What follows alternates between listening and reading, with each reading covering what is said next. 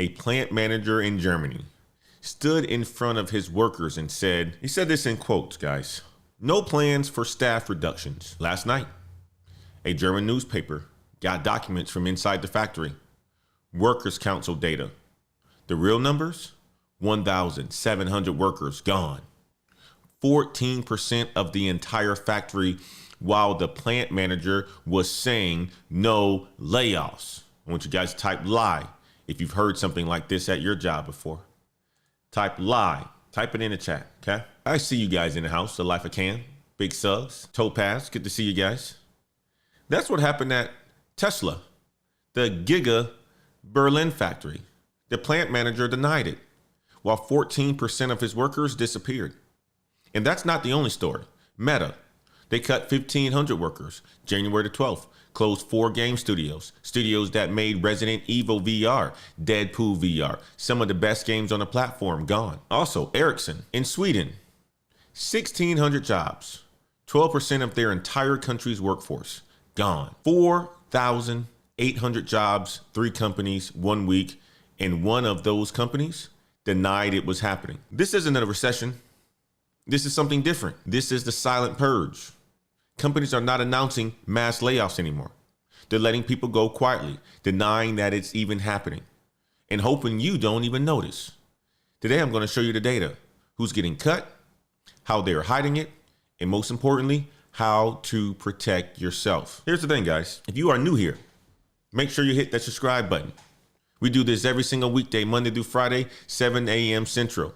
Business news translated into career strategy. This is the Daily Climb. Let's get to work. Silent purge, guys. That's what this one's going to be about. Got some new data for you, okay? All right, ladder climbers, let's start with the numbers, because this is where the companies, and this is what the companies don't want you to see. Let me break down the Tesla story first, because this one is pretty darn wild. Tesla's factory in Germany, they call it the Giga Berlin.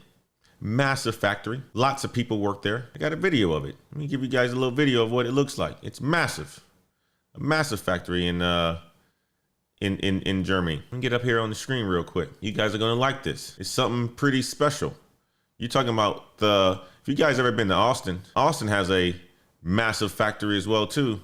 But Germany is even bigger, quite large. I mean, like when you drive past the one in Austin, it seems like that thing goes on for days. But check it out. Check this out right here. This is the Gigafactory in Berlin. Absolutely massive. In 2024, early 2024, they had 12,415 employees. Today, according to the Works Council documents, they have 10,703 employees. Okay? That's 1,712 people gone in about a year. Now, here's the thing. If you are American, you might not know how this works in Germany. In Germany, there's something called a Works Council. It's like a union, but with way more power. They keep track of just about everything.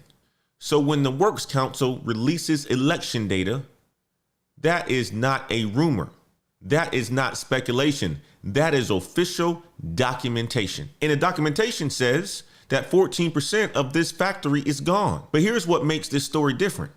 The plant manager denied it multiple times. Throughout 2025, December 2025, he said, no plans for staff reductions. The man said no layoffs, while 1,700 people disappeared. I want you guys to type Tesla in the chat if that surprises you. Type it in the chat, okay? Now, how did they do it without announcing layoffs? Okay, how'd they do it? 3 ways. Number 1, temporary contracts. Workers on short-term contracts, they just didn't renew them. No announcement needed.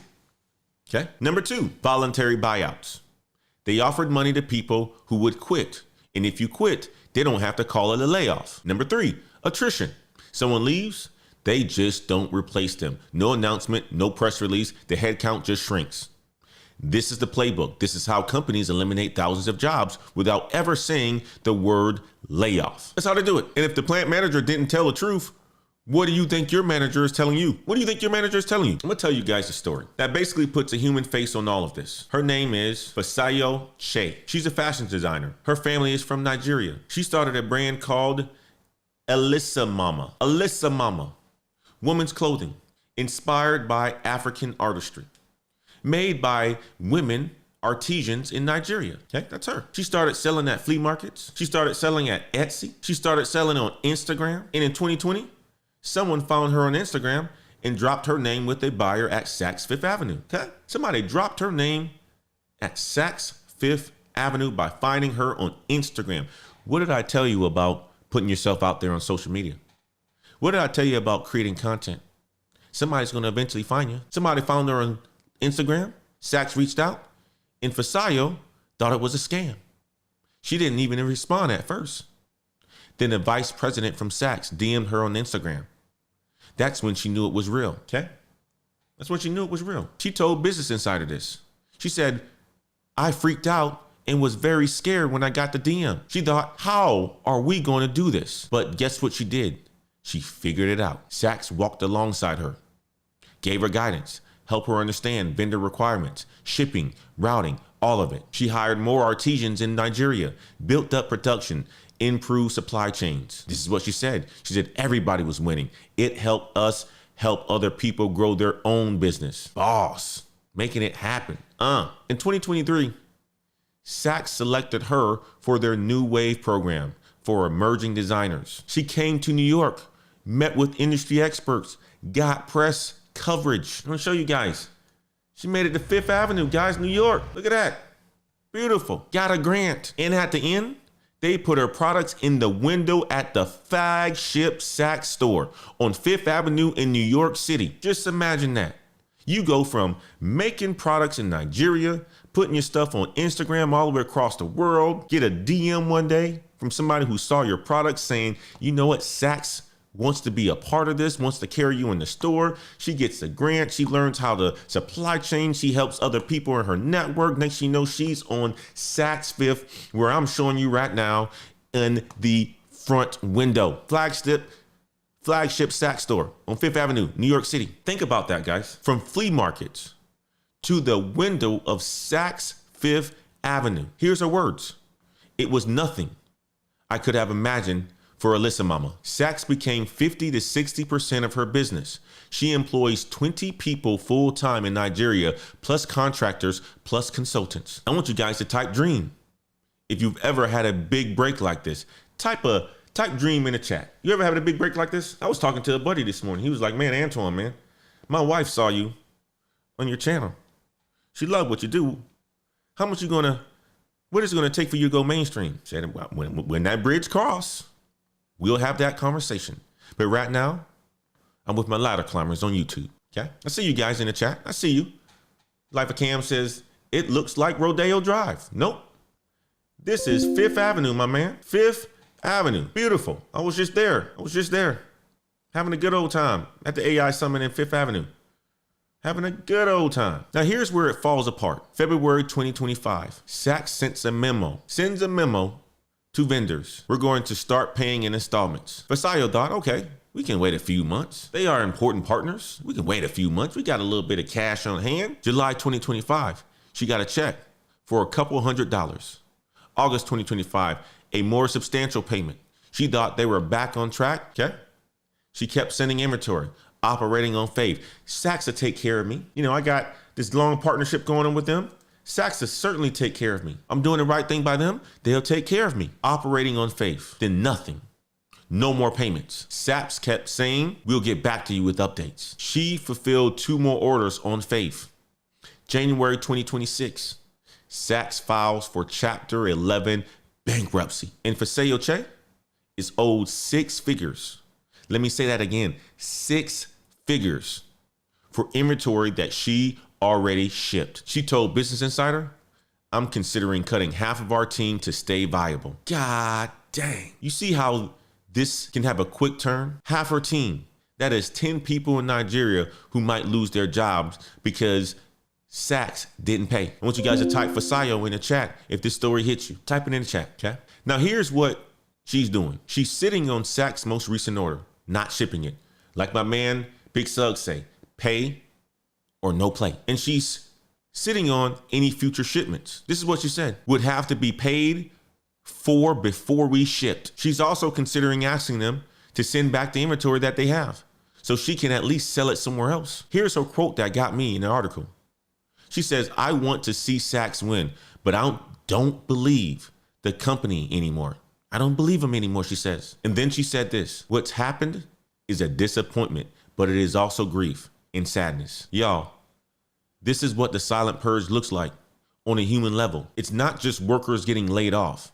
It's small business owners who did everything right, who built something beautiful, who employed people, who trusted their partners and got left holding the bag. That is what the silent purge looks like, guys. Now, here are the lessons, okay? I want you guys to write this down because many of you guys are going to be business owners. Many of you guys are business owners. I've done it. I've had multiple businesses before. And this one resonates with me right here. And I want to give you guys, when I read this article, what the takeaways that I gleaned from listening and reading this article. Lesson number one. It's a tough one right here, man. Never let one customer become 50% or more of your business. It's a hard thing to do, especially when you're new to business. And give you guys an example, Level Careers, right? Still functioning, but we had a content creator that was 80% of our revenue. When that content creator decided not to make any more courses and decided to do their own thing, that's 80% of the revenue gone, okay? Never let one customer become 50% of your business. Diversify always. Lesson number two, when payments start coming late, that is not a temporary problem. That is a warning sign. You should act immediately. Lesson number three, trust the data, not the promises. Saks kept saying they would pay. The checks told a completely different story. Fasayo has since expanded to Shopbop, Tuckernuck, specialty boutiques. She is fighting to survive and she's going to make it, but she has to adapt and she's adapting. But she shouldn't have to go through this. If you have a small business, if you have a major client, look at your revenue split right now. Is one customer more than 30%? If yes, start diversifying today. And guys, if you want full research, you want the full research from the show today, the salary data, the company names, the certification roadmaps, join our Patreon, patreon.com/Black Heights. Link is in the description. And if you can't catch the live show every single morning, subscribe to our newsletter. It is absolutely free. Every weekday, I send it out at 11:30 a.m. Central. It's fully automated. You get a full recap of everything that we've covered from today, the data, the stories, the strategies, delivered straight to your inbox, Monday through Friday. Link is in the description. Go and sign up now if you haven't done so already. And do me a favor, if you found value in this show, hit the like button, hit the subscribe button, click, turn on notifications. We do this every single weekday, 7 a.m. Central. Business news translated into career strategy.